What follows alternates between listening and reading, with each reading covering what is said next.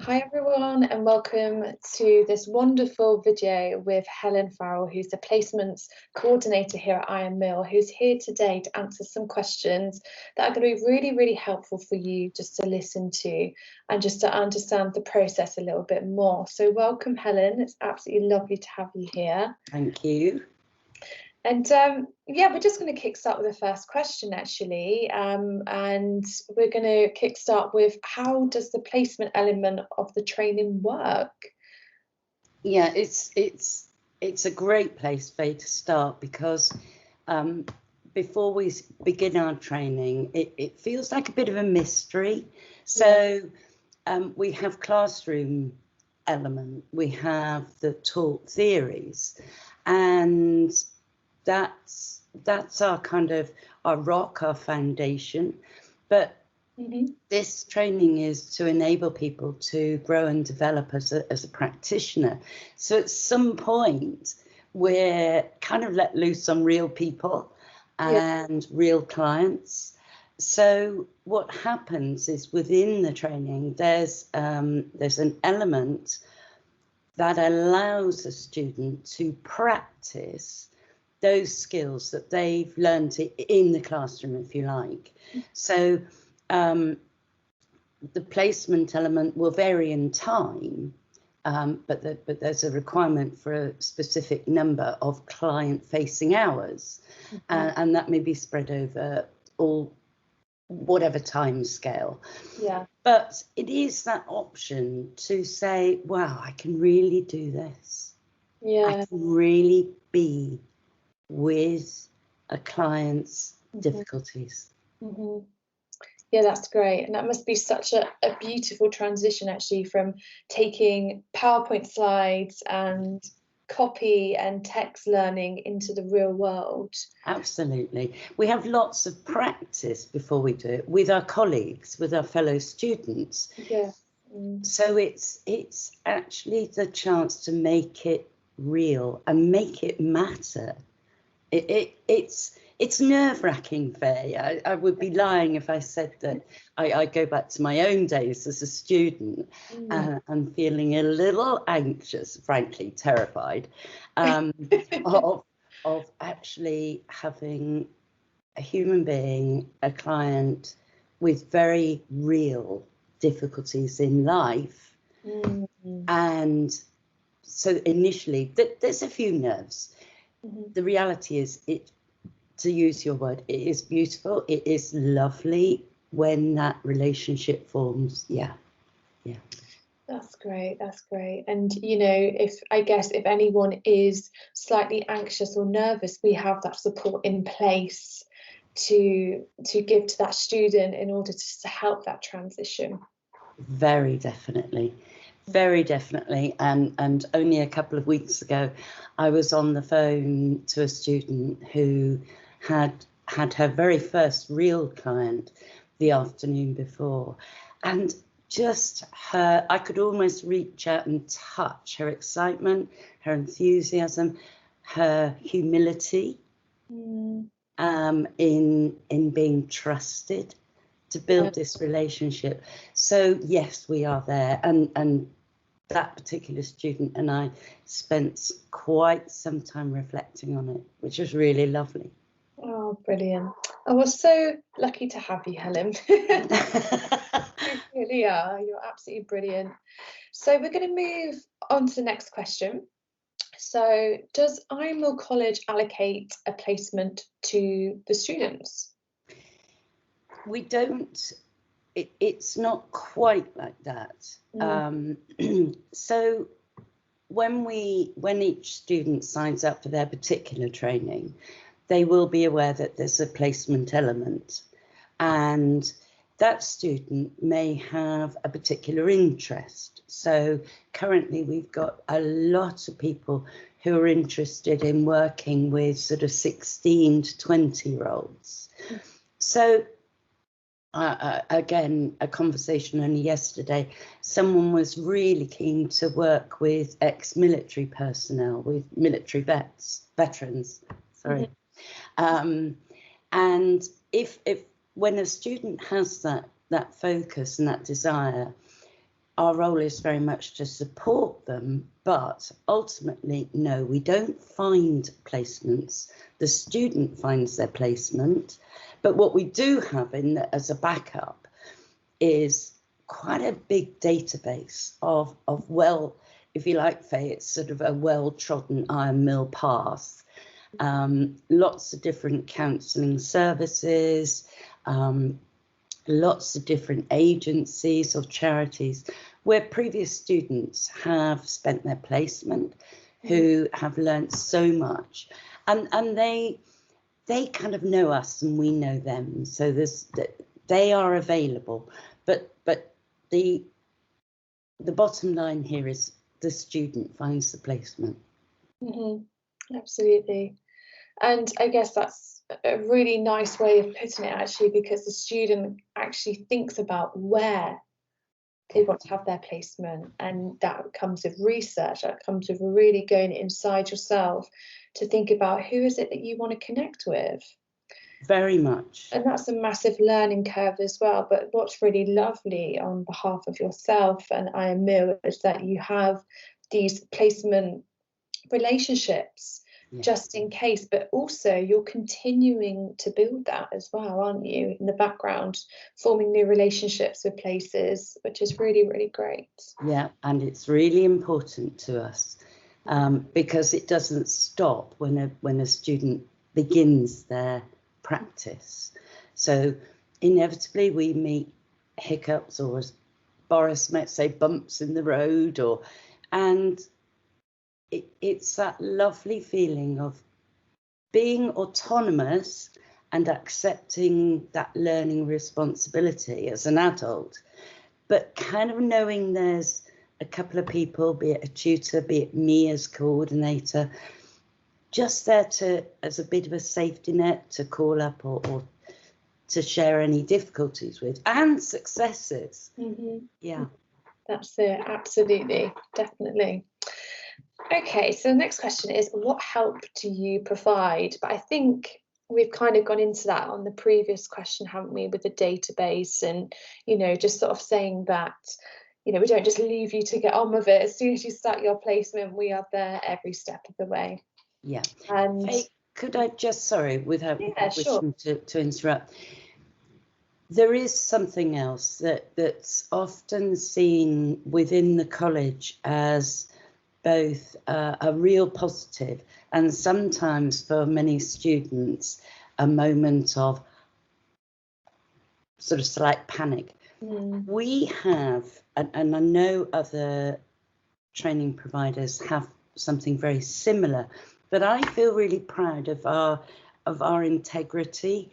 So it's important to anyone coming in or contemplating joining us that actually what they can know about their placement is that there are steps to go through that will prevent them being at any sort of risk.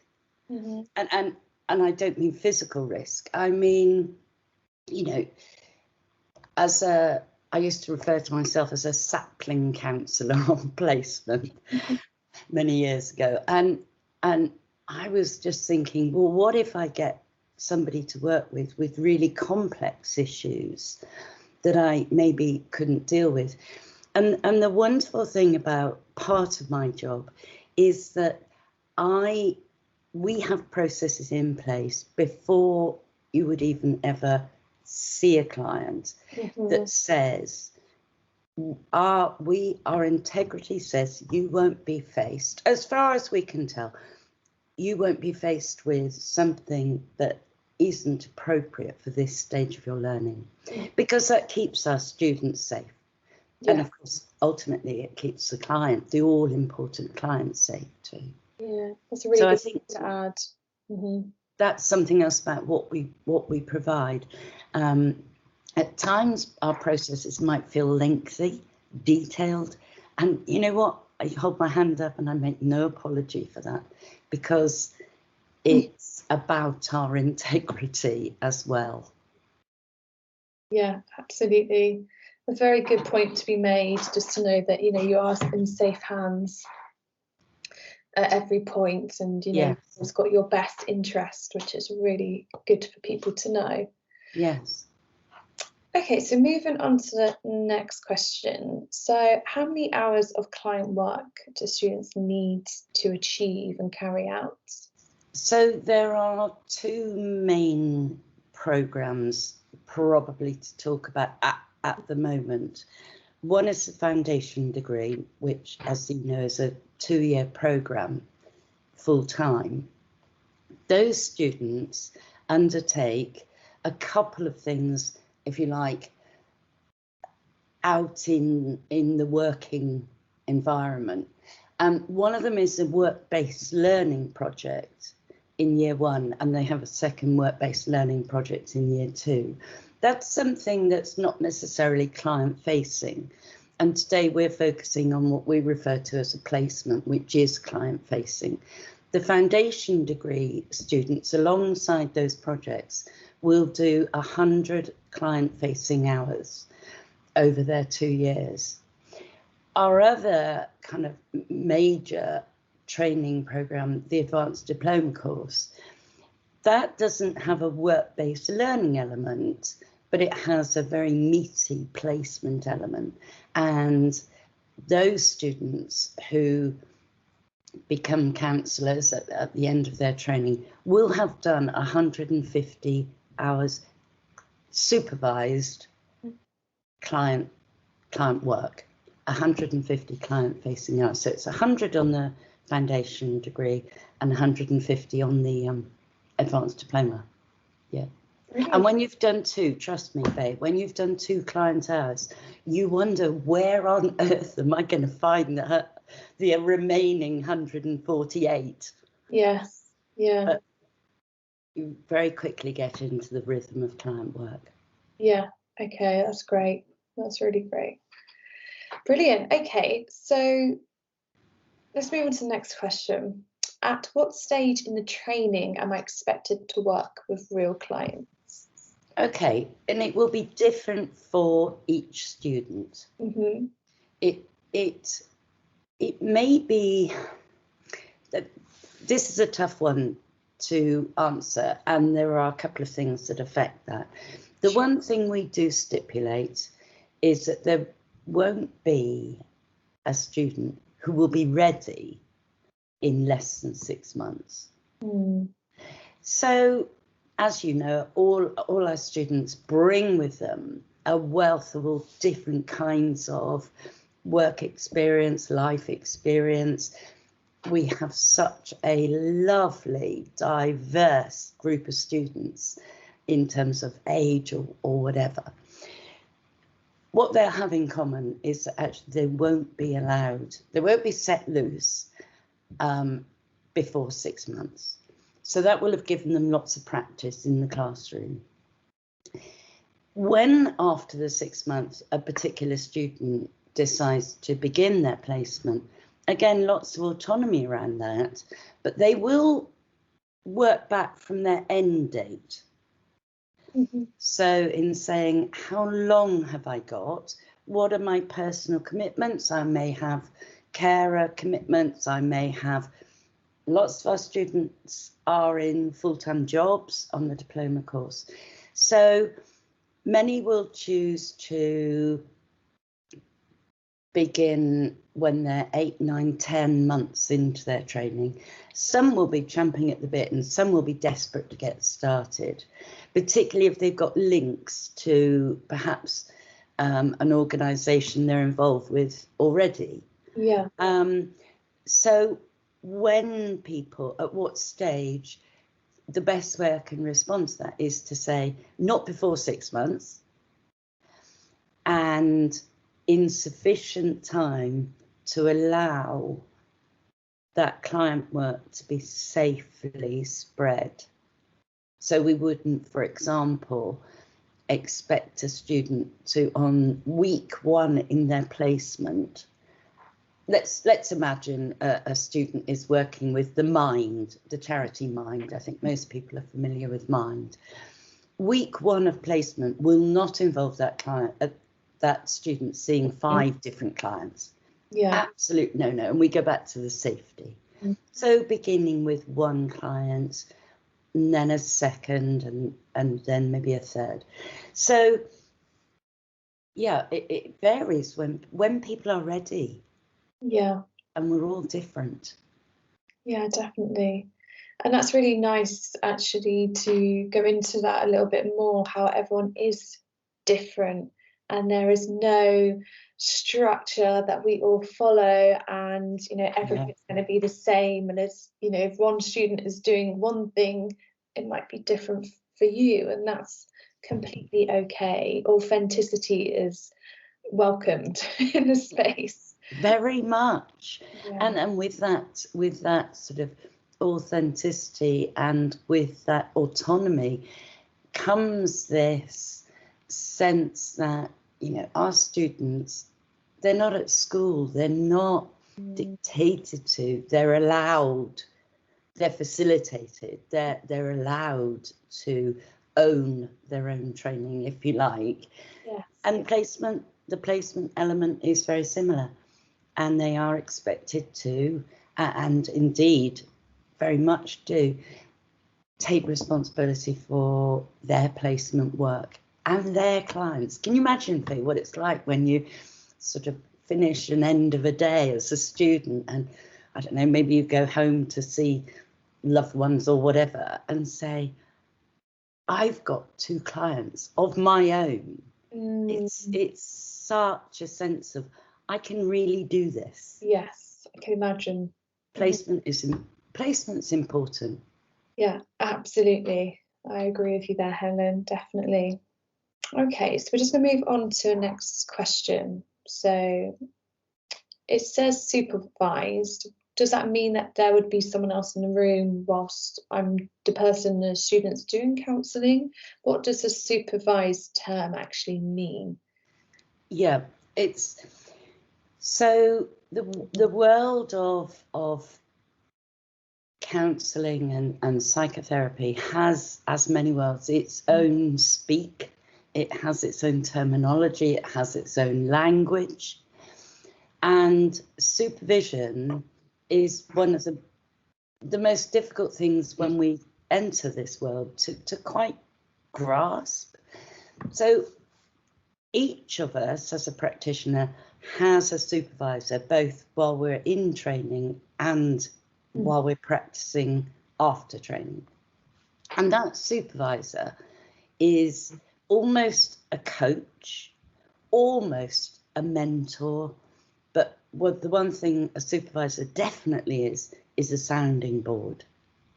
And what happens is we'll see a number of clients, and then on a regular basis in placement, and it's every 2 weeks, we'll check in with our supervisor. And that checking in involves talking about our client work, and this is all part of a confidentiality agreement. We talk about our client work with a practitioner who will be significantly more experienced than the student, clearly. And that practitioner will, in a really non-judgmental way, will listen to what comes up in a student's client work. And some examples might be, and they are fairly typical for students. Some examples, Faye, would be things like, I wasn't sure what to do next. Yeah. And my client had told me lots of things about what was going on for them in their life, and I wasn't sure what to do. And I felt as though I wasn't doing a very good job. So there are lots of human, really lovely learning that comes out of supervision. But essentially, there's no one in the room. Sorry to answer your question. There's no one in the room. It's you and your client. And you then reflect on that time with a supervisor. Again, it's something about maintaining that ethical practice, and it's something about having support. Because as a student counsellor, gosh, as an experienced practitioner, we don't know everything about everything. Yeah, that's the beauty of learning, hey? Yep. That's the beauty of learning. We really don't. And at times we'll have a client session where everything feels meaningful, and we experience that wonderful feeling of a client moving on and addressing some difficulties, and sometimes we get stuck. So supervision both celebrates the real successes and the really wonderful moments in this work, and it also gives us the opportunity and the space and the support for us as practitioners to be held and learn from that moving forwards. Brilliant. Yeah. Does that kind of answer it? Yes, it more than answers it, which is brilliant. And the next sort of question that ties in with that question is supervision expensive, and does the student have to pay for that? Okay, so is supervision expensive in terms of value, Faye? If you find a supervisor with whom you connect, and a supervisor who works within the ethical boundaries that are set out for our profession, it's value. But is it expensive? You know, most people when they begin their training don't have a bottomless pit of money. So there are costs to consider, and supervision can be a cost. So there are three different things that placement providers, so the counselling service that you're going to become a part of, there are three different ways they work. We have students on placement who are fortunate enough to have their supervision, we would describe as in-house, internally. So a sizable organisation will themselves kind of employ someone who is a supervisor, clinical supervisor, and that's great. That incurs no cost for the student. We have other placements who say, you know, we are a charity or we're something, and we'd love to, we don't have the funds to fund your supervision. So sometimes they'll supplement it, and they'll maybe meet a student halfway and pay for half. We have a third type of placement where the placement would love to provide supervision but simply can't. The funds aren't there, and in those cases our students seek out a professional supervisor to work with, and again that's something we have lots of support in. So we have approved supervisors on a database, and students are welcome to find their own and check out whether they meet our criteria. And the third scenario, the student funds it. So if during the placement element, a ballpark figure, if the student has to fund it, is around £60 a month. Right. Okay. And it sounds a lot of money. And I know you began with saying, is it expensive? It sounds a lot of money, but without it, well, we can't practice without it. So it's a bit of a commitment to the professional ethics. It's real value, the amount of learning. Yeah, you definitely sort of executed that in sort of previous question prior to this one, you know, discussing the benefits of it, and it's an enriched experience that's invaluable. Absolutely right. Definitely. Okay, so I have one final question for you, Helen. I hope that's okay. So is there any advice that you would give to a student that might have some fears or sort of thoughts around, would an actual client want a student as their counsellor? Is there any sort of advice that you can give there, just to sort of encourage those that might have a bit of anxiety about that subject? Yeah. That question, Faye, resonates with me on a personal level massively, in that way back when, and I've been practicing for about 15 years. So my training was quite a long time ago, but the similar anxieties cropped up for me as a student. And I thought, why would a client want to work with me when perhaps they could work with somebody who kind of knows what they're doing? The reality of this is that many of our students and our students are doing advanced training, that then really, they're not doing the initial phases of training to be a counsellor. Their courses are advanced, hence Advanced Diploma. Our foundation degree students are full-time and will amass huge amounts of knowledge, almost more than sometimes they think. Yeah.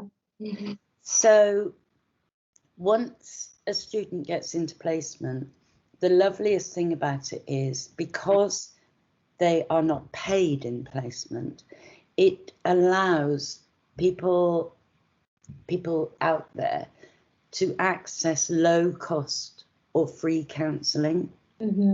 Yeah. Because with the best will in the world, we know that the NHS provision for talking therapies is limited. The NHS guys do a great job, but there are just not enough of them. So as a student, whilst we are providing our service free, we obviously are learning.